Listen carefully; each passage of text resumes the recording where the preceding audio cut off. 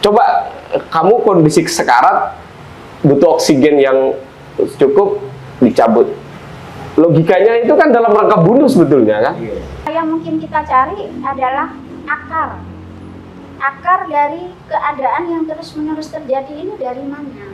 Laki-laki itu selalu dianggap superior, sedangkan perempuan adalah inferior. Dan perempuan banyak tak berdaya atas itu. Menurut Cak Marlaf, pasal yang diterapkan kepada pelaku oleh kepolisian apakah sudah tepat?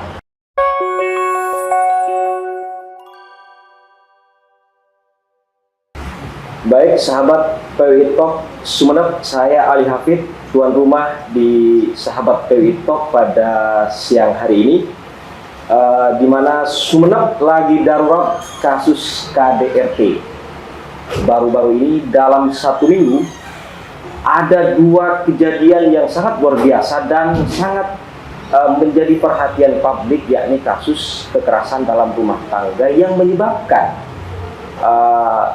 korban yang tak lain adalah istrinya dari si tersangka, statusnya langsung meninggal dunia.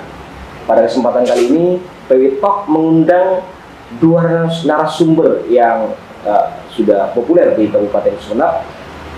Aktivis pertama, aktivis perempuan Mbak Juwairia Mawardi. Selamat sore Mbak. Selamat sore.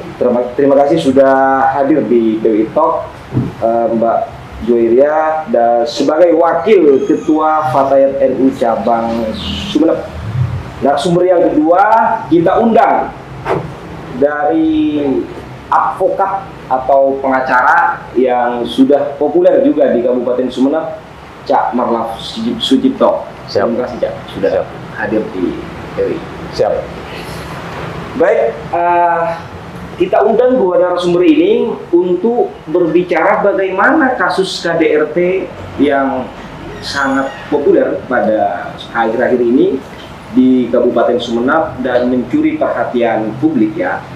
Dan pertama saya ingin ke Mbak Juwairia, bagaimana Anda melihat kasus KDRT yang saat ini lagi viral di Kabupaten Sumeneb dan mencuri perhatian publik? Terima kasih. Sebelumnya, selamat sore semuanya. KDRT sebenarnya bukan sesuatu yang baru ya. Jadi yang baru-baru ini saja mencuat ya karena teman-teman media mempublisnya, kemudian medsos juga membicarakannya, sehingga benar-benar khalayak ramai bisa mengetahui hal ini. Selama ini sebenarnya bukan tidak ada kasus seperti itu, baik KDRT yang berakhir dengan kematian maupun tidak berakhir dengan kematian, yang hanya berupa penyiksaan dan akhirnya menjadi luka permanen, baik itu luka secara psikis maupun secara fisik.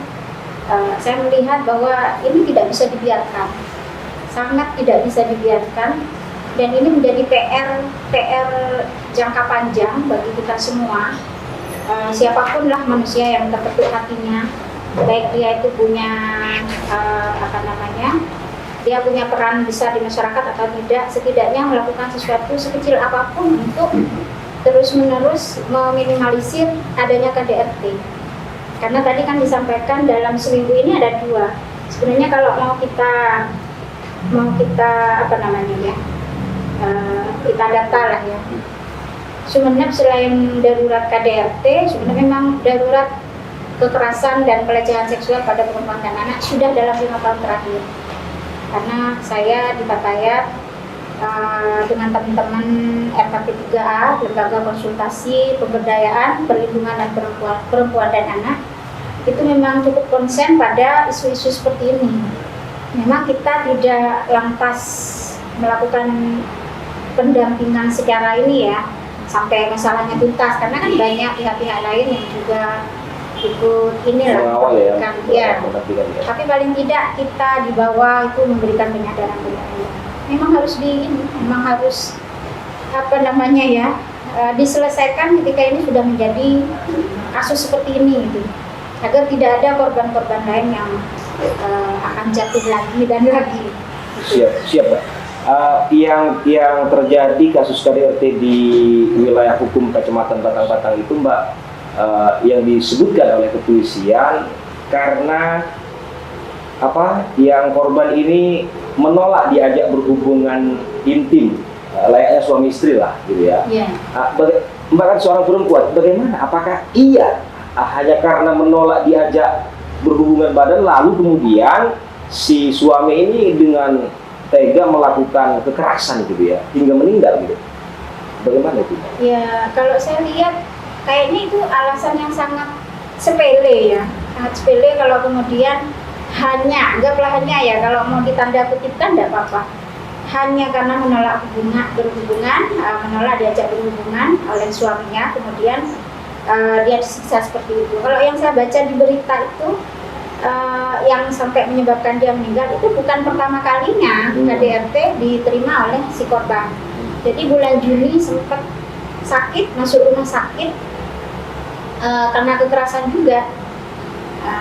Kalau terkait dengan alasan, itu adalah alasan yang disampaikan pihak pelaku kepada pihak kepolisian, yang kemudian itu yang menjadi pemberitaan. Saya juga kemarin sempat mengkritisi teman-teman jurnalis yang sebagian beritanya memang ngambil judul yang seperti itu gitu loh.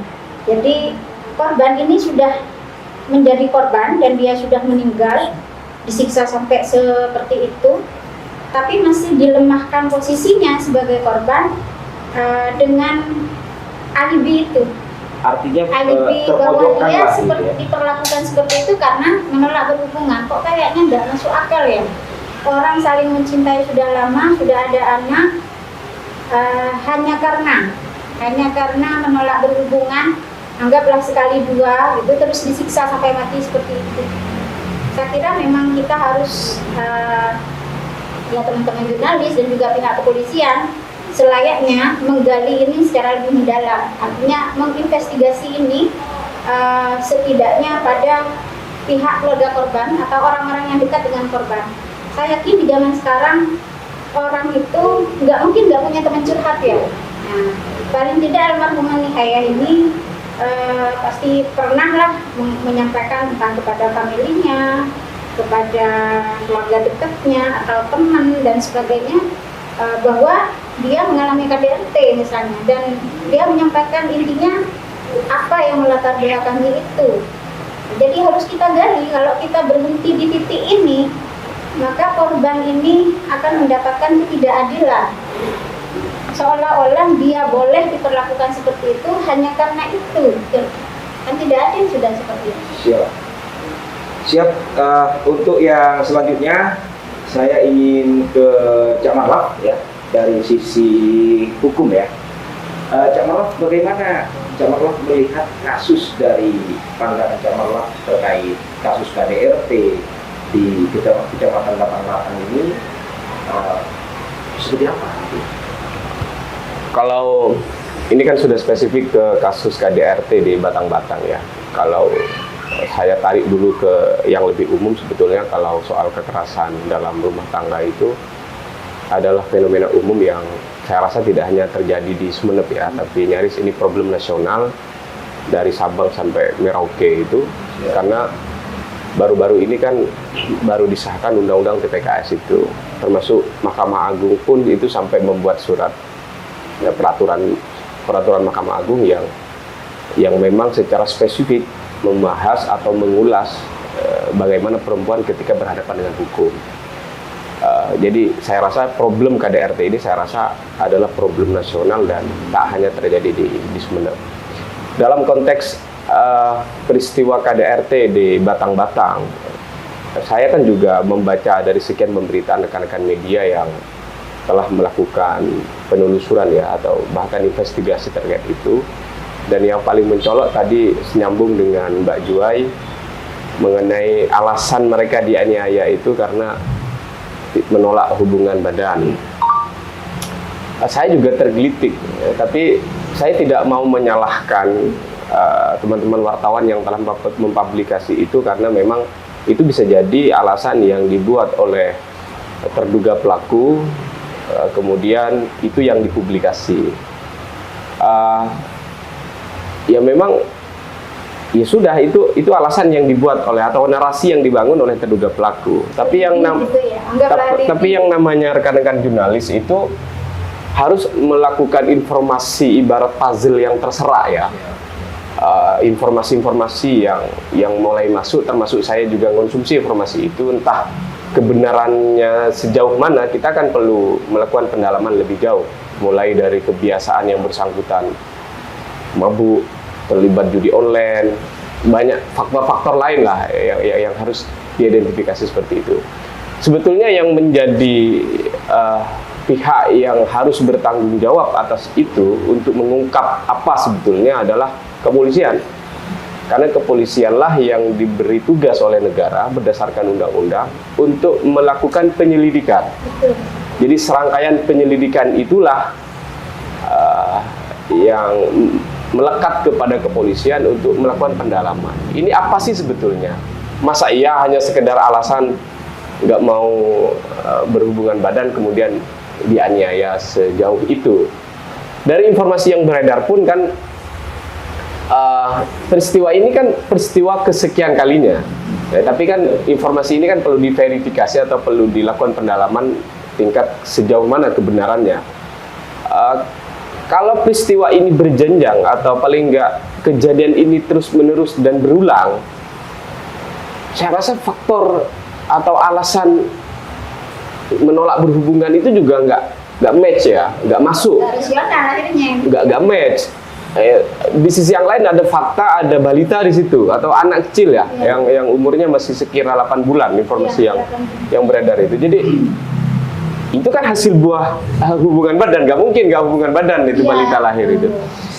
Jadi itulah kemudian saya berharap kalau ke rekan-rekan jurnalis kan memang dia sama kayak saya sebagai advokat tidak punya tanggung jawab melakukan investigasi kecuali memang memiliki wewenang itu. Tapi yang memiliki tanggung jawab untuk melakukan pendalaman investigasi melalui serangkaian penyelidikan adalah kepolisian. Ini masuk dalam rumpun penganiayaan berat atau masuk dalam rumpun pembunuhan berencana. Nah, itu kan. Nah, itulah kemudian yang kenapa kepolisian harus bertindak jauh melakukan serangkaian penyelidikan itu secara perfect atau secara sempurna. Bahkan saat ini kan kepolisian sudah memiliki sarana scientific investigation itu. Ada serangkaian untuk menggali lebih jauh apakah ini murni penganiayaan atau memang ini sudah ada perencanaan pembunuhan terhadap korban. Karena informasi termutakhir yang juga saya dapat itu pada waktu yang bersangkutan ada di puskesmas Batang-Batang, itu sempat ada pencopotan selang oksigen dan semacamnya. Jadi ini dari serangkaian demi serangkaian informasi-informasi yang terkumpul dari serangkaian puzzle yang banyak ini kok sense saya lebih cenderung ini kok kayaknya ada rencana pembunuhan. Nah, kalau informasi-informasi yang terkumpul itu dari sekian informan-informan bisa diverifikasi, kemudian pakai pendekatan analisis dan semacamnya lebih masuk pada unsur pembunuhan berencana, ya saya rasa yang bersangkutan lebih tepat bila dijerat dengan pasal pembunuhan berencana atau paling nggak pembunuhan yang telah direncanakan. Maksud Cak Marlafti itu harus diperjelas ya, apakah kasus di KDRT di Batang-Batang ini penganiayaan atau pembunuhan? Beda ya? Beda. Jadi kalau kan selama ini yang kita dapat kesimpulan kepolisian itu kan penganiayaan berat. Yang ancamannya 15 tahun lah, mentok 20 tahun kan. Penganiayaan berat lah. Jadi penganiayaan berat itu memang sebelumnya tidak ada maksud membunuh, tapi kemudian terbunuh gitu. Jadi gitu ya. Dipukul, pokoknya dianiaya sampai dia terbunuh. Jadi tidak ada niat untuk membunuh. Tapi setelah saya baca berita, oh ini waktu di rumah sakit ternyata selangnya dicopot nih loh. Coba kamu kondisi sekarat, butuh oksigen yang cukup, dicabut. Logikanya itu kan dalam rangka bunuh sebetulnya kan. Sama dengan ketika kita ngopi begini, kemudian saya disuguhi kopi tapi di dalamnya ada racun. itu kan perencanaan membunuh kan. Jadi tidak cukup menurut saya ketika informasi, tapi kan harus melakukan pendalaman dulu terkait informasi-informasi yang beredar itu, termasuk fakta ketika yang bersangkutan betul-betul melakukan pencopotan terhadap selang oksigen waktu di rumah sakit atau di puskesmas. Kan saat ini lembaga negara atau fasilitas negara seperti puskesmas itu kan pasti ada CCTV kan ya, kan bisa dilakukan pelacakan di situ juga kan. Betul nggak sih si yang bersangkutan itu melakukan pencopotan terhadap selang oksigen? Nah, itulah kemudian kenapa kepolisian yang saat ini sudah memiliki sarana scientific investigation itu penting digunakan di situ, sehingga teknologi yang ada saat ini itu tidak kemudian tidak kemudian membawa efek buruk, tapi juga membantu kita dalam menemukan kebenaran yang sebenarnya. Itu dari sisi perspektif korban. Nah, kalau dari perspektif pelaku, saya kan juga ngerti hukum ya. Sampai saat ini kan terkait terduga pelaku itu masih dalam kesimpulan orang yang diduga melakukan penganiayaan, baik pelaku yang ada di Batang-Batang maupun pelaku yang termutakhir di Manding ini. Asas hukum itu tetap memberikan jaminan, maksudnya ada asas hukum yang menyatakan bahwa orang itu tidak bisa dianggap bersalah kecuali ada putusan pengadilan. Jadi orang yang diduga sebagai pelaku ini ya memiliki hak membela. Cuma kepolisian inilah yang saya rasa memiliki kewajiban untuk mengungkap sebetulnya fakta-fakta hukum yang berserak ini, atau fakta-fakta hukum sepanjang ini yang mestinya ditemukan, sehingga mereka itu harus minimal ditopang oleh 2 alat bukti, sehingga hakim nanti dalam membuat putusan itu betul-betul dapat memenuhi rasa keadilan. Jadi, nah, kalau kepolisian dalam konteks investigasi menemukan alat bukti dan serangkaiannya ini tidak diseriusi sesempurna mungkin, ya khawatir nanti sampai di pengadilan ini terpatahkan oleh argumentasi terduga pelaku yang memang saat ini sudah diamankan oleh kepolisian itu. Dan sejauh yang saya baca di pemberitaan itu, kepolisian juga masih berdasar pengakuan pelaku. Jadi pengakuan pelaku iyalah kan, tapi kan nanti ketika sampai di pengadilan, ketika pengakuan itu dicabut, jadi kerepotan penegak hukum itu untuk mengadili, apalagi alat buktinya tidak minimal sampai 2. ini seperti ini Pak, pandangan Cak Marlaf ini. Untuk yang Batang-Batang ya, sebelum terjadi yang kedua, dari keluarga sudah melaporkan ke pihak kepolisian dengan kasus kekerasan. Namun terjadilah ya itu pada bulan Juni ya. Nah, terjadi lagi pada bulan yang 1 mingguan ya, sampai sekarang tanggal 6 ya, tanggal 4 ya Oktober, hingga sampai terjadi pembunuhan kekerasan hingga korban meninggal gitu. Nah, bagaimana Cak Marlaf melihat penanganan dari kepolisian ini? Saya kan tidak tahu langsung ya, hanya berdasarkan penjelasan orang-orang. Bahkan saya baru dapat info dari Mas Ali terkait adanya laporan. Kalau memang betul sudah pernah ada laporan, kemudian kepolisian dianggap lamban, ya saya rasa secara kelembagaan kepolisian juga punya beban pertanggungjawaban di situ. Mestinya kan sejak awal ini dicegah. Ditanggulangi sesuai dengan peraturan hukum supaya tidak berulang. Jadi saya tidak mau mengomentari terlalu spesifik karena saya tidak tahu realnya ya. Jadi ketika laporan itu dilaporkan, kepolisian kan sudah memiliki kewajiban untuk melakukan pendalaman. Untuk melakukan pendalaman mulai dari pemanggilan kepada para pihak yang dipandang perlu, ini gimana dan semacamnya. Dan kalau itu memang betul terjadi dan laporan itu semacam nggak jelas, kemudian sampai terjadi lagi kejadian itu, maka kepolisian sebagai institusi negara menurut saya juga harus bertanggung jawab Siap. atas peristiwa ini, karena kejadian ini harus dipandang utuh atau dipandang secara holistik, tidak kemudian pelaku atau terduga pelaku saja yang dinyatakan salah, tapi banyak komponen yang saya rasa punya andil Siap. untuk agar persoalan ini tidak terus terjadi atau tidak terjadi seperti itu, seperti yang di Batang-Batang itu. Siap, Cak Marwan. Sebelum saya lanjutkan, saya ingin ke Mbak Ju lagi. Upaya-upaya gitu, apa yang harus dilakukan agar kasus KDRT di Sumeneb tidak terjadi kembali gitu? Apa gitu upaya-upaya yang harus untuk meredam? Seperti yang saya sampaikan tadi kan ini tugas kita semua ya. Tapi kalau bicara institusi, itu mungkin salah satunya adalah KUA mungkin bisa secara harus menginisiasi adanya semacam sekolah pranikah atau forum pranikah di mana ada pembekalan pemberian pemahaman. Nah, selama ini kan orang menikah itu kan yang penting cukup syarat gitu kan ya. Tapi pemahaman terutama secara mental, bagaimana bahwa istri adalah seseorang yang harus dilindungi. Jadi nafkah batin itu kan selama ini hanya dimaknai sebagai hubungan suami istri ya. Jadi nah itulah kerdilnya cara pikir kita gitu. Nafkah batin itu juga kasih sayang.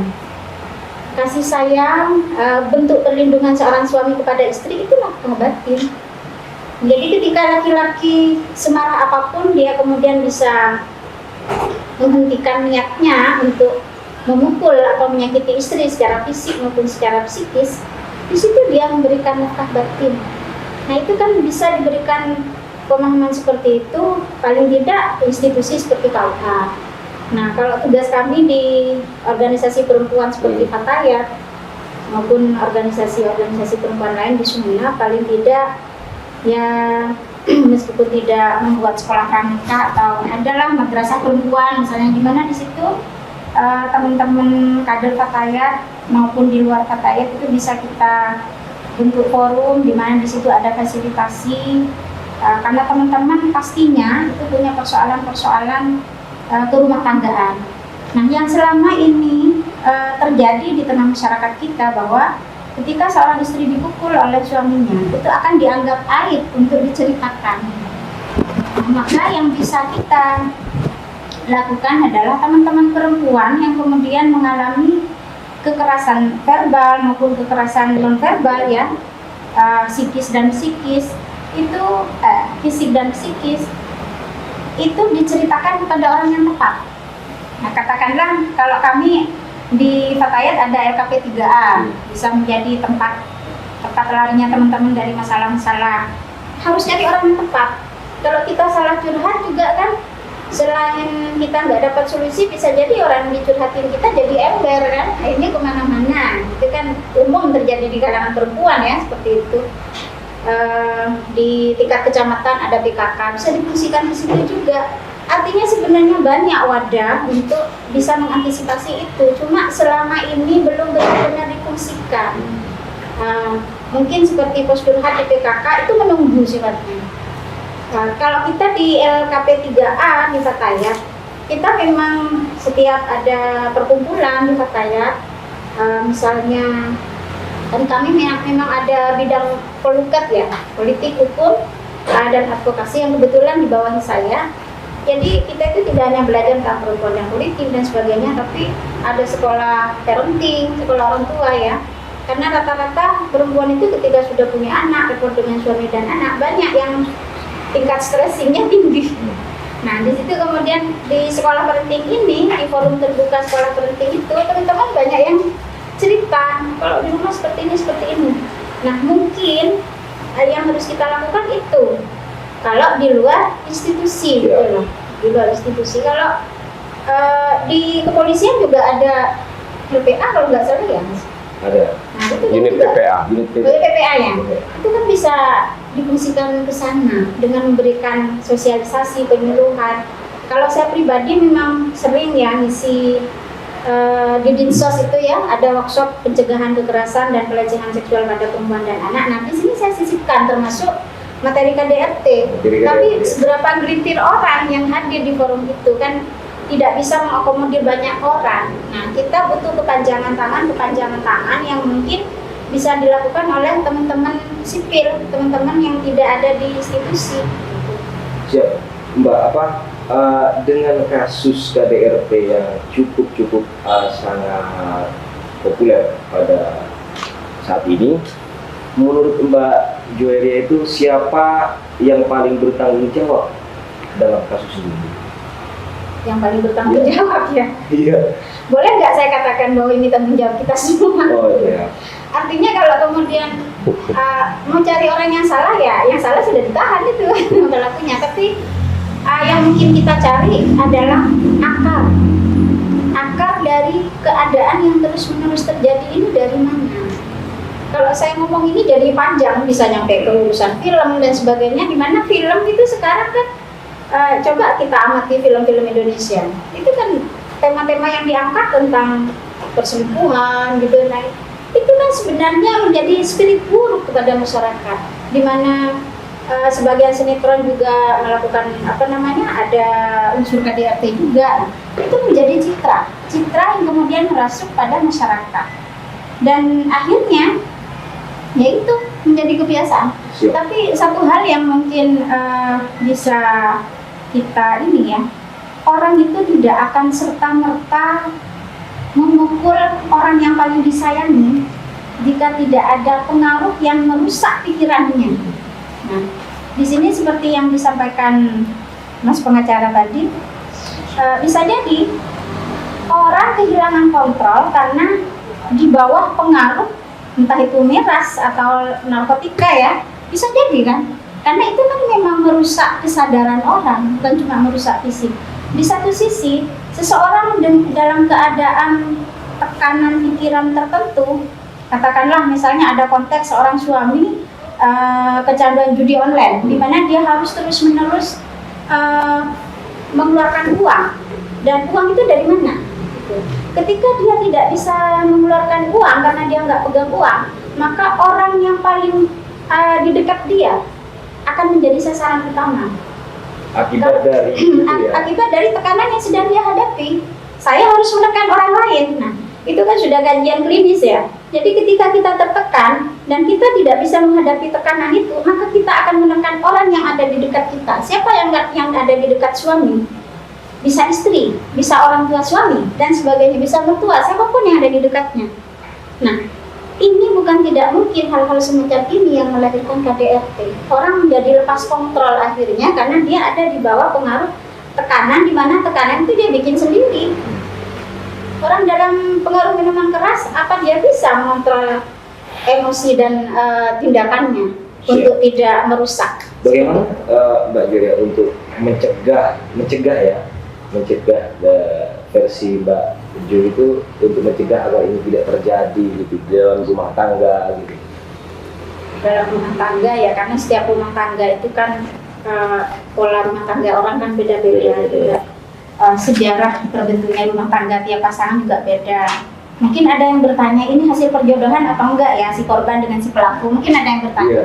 Saya kira pengalaman yang pernah saya tangani ya, ada teman yang dia menjadi sepasang suami istri itu memang hasil ngotot untuk menikah dengan orang ini. Keluarganya justru tidak setuju, mereka hanya kawin lari. Artinya menikah dipaksa gitu ya? Bukan dipaksa. Jadi sepasang suami istri menikah karena memang ngotot, mereka saling mencintai. Oh iya. Tanpa restu orang tua, akhirnya kawin lari pakai wali hakim. Tapi di tahun pertama pernikahan mereka KDRT terjadi. Waktu itu saya yang mendampingi, yang menangani. Tahun berapa? Tahun 2007. Saya masih di Malang waktu itu. 2007 sudah lama sekali ya. Nah, ketika saya tanya, apa kesalahan kamu sehingga kamu dipukul seperti itu? Saya kan melihat lebam-lebam, saya ajak dia ke rumah sakit, tapi dia tidak mau. Dia bilang, ini aib gitu kan. Kesalahan saya cuma satu, cuma menegur suami yang membelikan sepeda untuk anak. Jadi kan seorang laki-laki melakukan kekerasan terhadap istrinya, tidak diperlukan alasan yang sangat urgent, tetapi lebih pada kontrol pikirannya, kontrol sarafnya. Kalau sudah sarafnya ya kena pengaruh obat atau macam-macam, itu kan lepas kontrolnya. Jadi kembali pada alasan yang kita baca, alibi dari pelaku bahwa si korban disiksa sampai seperti itu karena menolak berhubungan. Nah, anak ini, bayi yang mereka punya ini apa? Kan bukti dari sebuah hubungan kan? Artinya menolak berhubungan mungkin pernah, tapi apakah itu kemudian bisa menjadi dasar alasan seorang suami melakukan KDRT? Saya kira tidak rasional sama sekali. Siap. Baik, Mbak. Selanjutnya saya akan ke Cak Marwah ya. Cak Marwah, kasus KDRT khusus yang Batang-Batang ya, ini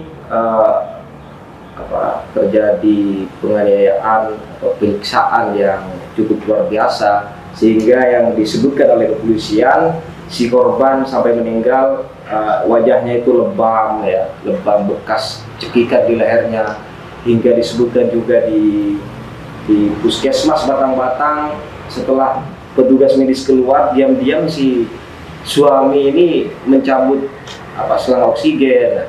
Menurut Cak Marwah, pasal yang diterapkan kepada pelaku oleh kepolisian apakah sudah tepat? Itu pasal berapa ini? Pasal 44 ayat 3 21 Undang-Undang RI nomor 23 tahun 2024 tentang KDRT dengan ancaman hukuman 15 tahun penjara. Kalau saya merespon itu, apakah pasal itu sudah tepat ya? Kalau saya melihat dari penerapan pasal itu tepat, tapi perlu disempurnakan. Maksudnya, kalau saat ini kepolisian menerapkan pasal itu berdasarkan undang-undang yang telah Mas Hafid tadi jelaskan, perlu dijuntokan dengan pasal pembunuhan berencana. Jadi, tapi itu harus ditopang oleh serangkaian penyelidikan ya, untuk menemukan ada nggak sih faktor-faktor yang tadi sudah saya ulas memenuhi unsur nggak terkait perencanaan pembunuhan itu. Karena nggak perlu terlalu mikir jauh ketika orang sakit sekarat selang oksigennya dicabut, kan memang sudah ada niat mau bunuh itu. Dan nggak mungkin iseng ya. Itu satu. Mencekik orang itu kan sudah saya rasa ada rencana bunuh itu. Kalau menganiaya tidak dalam rangka bunuh kan mungkin dilukai di sini atau dipukul di sini, dipukul di sini. Tapi kalau sudah mencekik dan itu sudah pemahaman umum. Orang kalau dicekik potensi matinya itu tinggi. Siapapun itu, mau hewan, mau manusia, kalau sudah dicekik potensi matinya tinggi. Jadi khalayak publik sudah memiliki kesimpulan bahwa kalau orang dicekik itu ada potensi mati. Jadi dari situ saya rasa sudah memenuhi unsur untuk ini sudah direncanakan membunuh. Walaupun misal yang bersangkutan tidak menggunakan alat seperti yang di Manding itu. Kalau di Manding kan sudah jelas pakai alat, dan akibat dari alat itu akibat itu kan pasti terbunuh kan, apalagi kena perut, apalagi kena leher, dan semacamnya. Jadi kalau di sini kan sudah sangat jelas, kalau yang di Manding itu kan sudah sangat jelas perencanaan pembunuhannya itu sudah sangat jelas. Kalau di sana dilihat dari serangkaiannya, ada cekikan, ada pencabutan selang oksigen, jadi bukan tidak tepat, tapi perlu disempurnakan dengan dijuntokan saja. Jadi pasal itu diterapkan, juntokan saja dengan rencana pembunuhan itu, pembunuhan berencana itu. Jawab. Saya ingin tanya, kasus KDRT ini sangat geger sekali. Dalam 1 minggu ada 2 kasus, korbannya sama-sama meninggal. Sebenarnya 3 loh Mas, dalam sebulan itu 3. Yang di Batu Putih ya. Oh iya, saya dengar juga. Sebelum Batang-Batang. Ini kan puncak gunung es ini kan ya. Yang mencuat aja yang muncul. Kalau yang nggak mencuat kayak nggak terjadi apa-apa, padahal terjadi apa-apa. Nah, ini orang yang paling berdosa ini siapa sebenarnya? Iya, kalau pertanyaanmu orang yang paling berdosa ya saya rasa kita nggak perlu mencari siapa yang paling bersalah. Kata Mbak tadi, yang bersalah atau orang yang diduga bersalah sudah diamankan oleh polisi. Cuma yang pasti saya tergelitik ketika Mbak tadi menyatakan kita perlu mencari akarnya ini apa. Kalau saya melihat ini problem dasarnya adalah mindset ya, cara berpikir ya. Jadi seakan perempuan itu menjadi subordinat laki-laki atau the others atau pihak lain yang tidak diposisikan setara dengan laki-laki. Dan kayak apa ya, kekerasan ringan, nempeleng apa itu dianggap suatu yang wajar. Ini kan mindset kan. Problem ini persoalan mindset sebetulnya, dan ini mindset kolektif saya rasa tidak hanya di Madura tapi di mana-mana. Dan memposisikan laki-laki seolah lebih pintar dari perempuan, sehingga ini perempuan harus diberi arahan, perempuan harus dididik, dibina.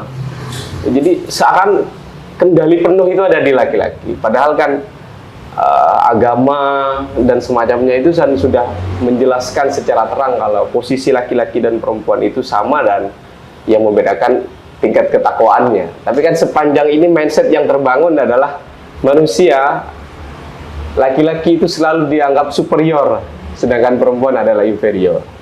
Dan perempuan banyak tak berdaya atas itu.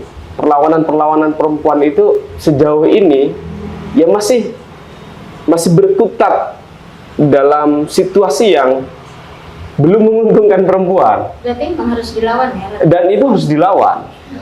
Tapi kan ini persoalan mindset sebetulnya. Persoalan mindset, bagaimana mindset ini didekonstruksi atau paling nggak dibongkar nih mindset ini. Apa sarana yang paling efektif?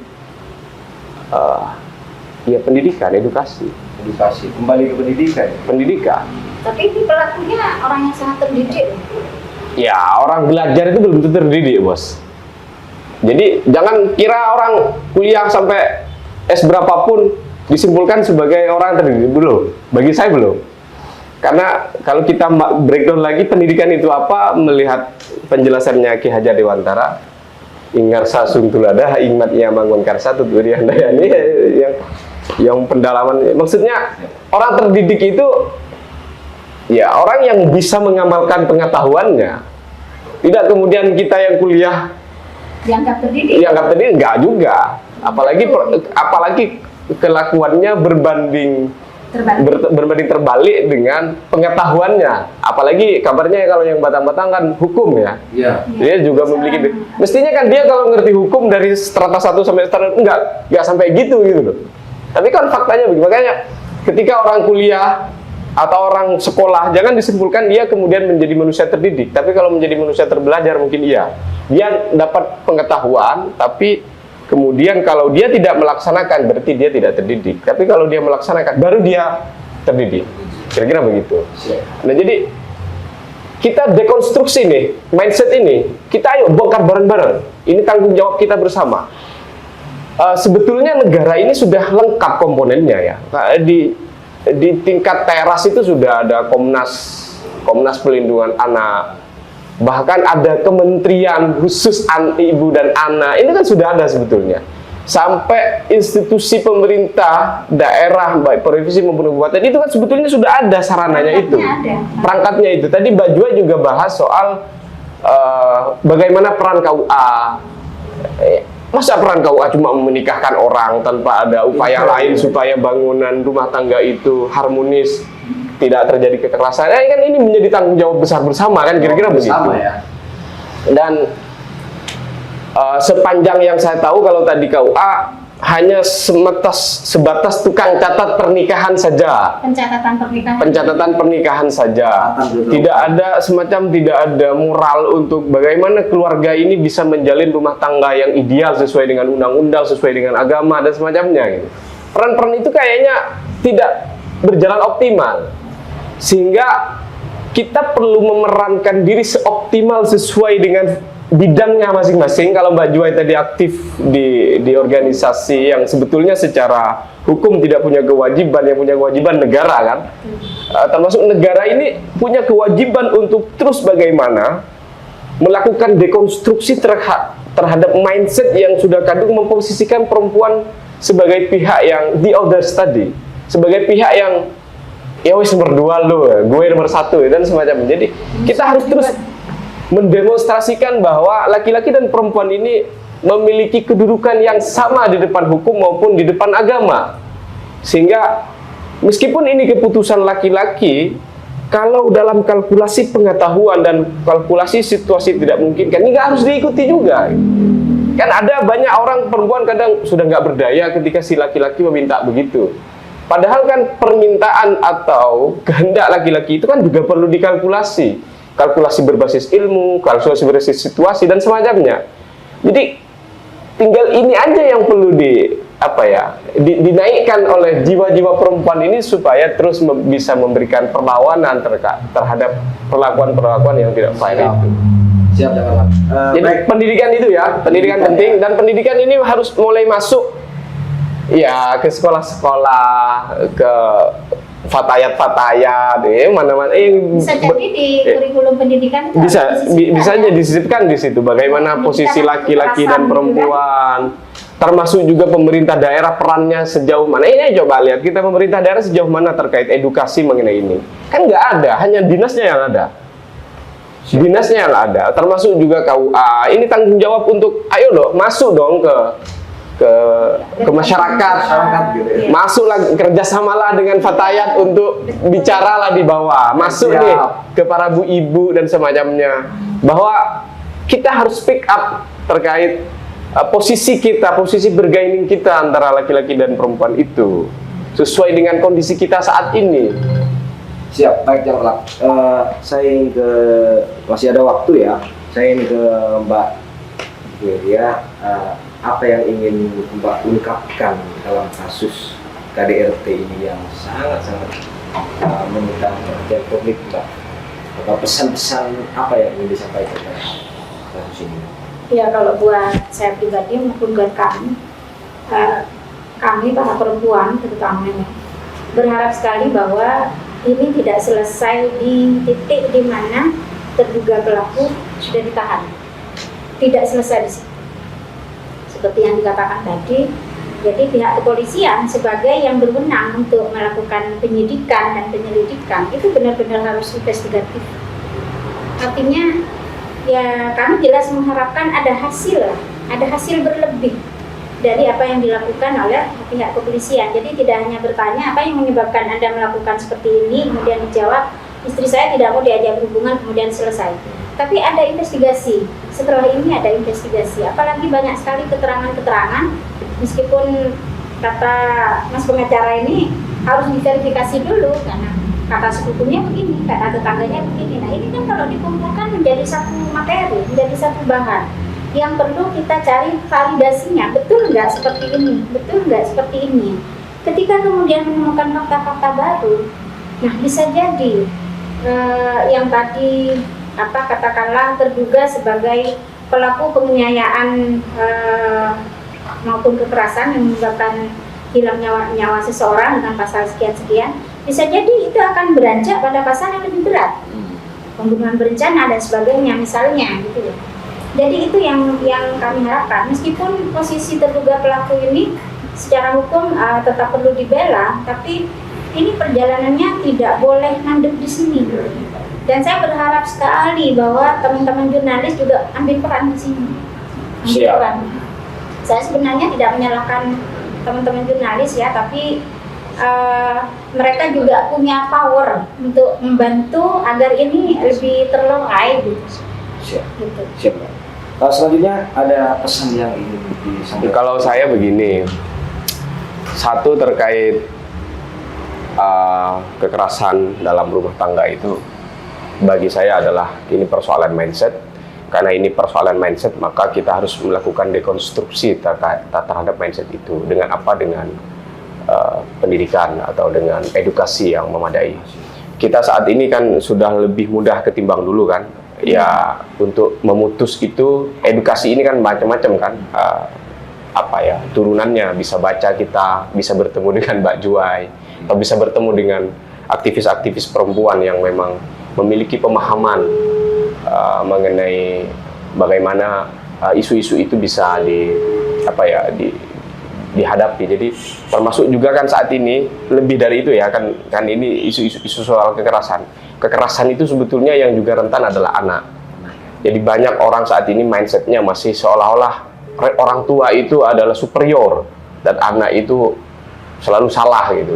Itu juga melekat di perempuan-perempuan loh ya. Ini mindset begini. Ini banyak sekali begitu itu. Perlu penyadaran. Ini perlu pemotongan, perlu dilakukan dekonstruksi melalui apa? Melalui edukasi, melalui pendidikan, melalui pengetahuan. Kita perlu banyak akses terhadap bacaan-bacaan, terhadap diskusi-diskusi yang membangun untuk melakukan dekonstruksi terkait itu. Jadi kekerasan itu lagi-lagi bermula dari pemahaman yang keliru atau mindset yang tidak tepat dan menganggap hal yang semestinya dihindari atau tidak dilakukan itu dianggap biasa-biasa aja dan fine-fine aja. Dan ini harus diketuk-tularkan ya. Dan ini harus diketuk-tularkan dari satu ke orang lain. Nah, ini menjadi perbincangan publik peristiwa di Batang-Batang maupun di Mandik itu karena ada korban sampai meninggal dunia. Sebelumnya kan sudah terjadi itu tapi tidak meledak ke publik karena tidak meninggal dunia. Masa kita harus meninggal dunia dulu baru kemudian kita akan meresponnya. Harus orang mati gitu. Harus meresponnya atas hal itu. Jadi sebetulnya yang memiliki beban tanggung jawab adalah negara, dan negara telah membiayai lembaga-lembaga yang dibentuk untuk agar supaya ini dapat diputus atau dilakukan dekonstruksi mindset atas masyarakat atau rakyat Indonesia secara umum. Cuma kadang kan kita sudah paham nih bagaimana negara bergerak, kayak programnya hanya di ruangan aja lah, seminar, habisin duit macam-macam, nggak turun langsung ke bawah, sehingga ini menjadi tanggung jawab kolektif kita bersama untuk memutus mata rantai KDRT yang supaya tidak menjadi-jadi. Siap, terima kasih sudah hadir di Sahabat PWI Talk, dan Mbak Juwai juga sudah hadir di PWI Talk. Dan kesimpulannya adalah Sahabat PWI Talk, silahkan disimpulkan sendiri soal kasus KDRT yang disampaikan dua narasumber yang sangat hebat kali ini.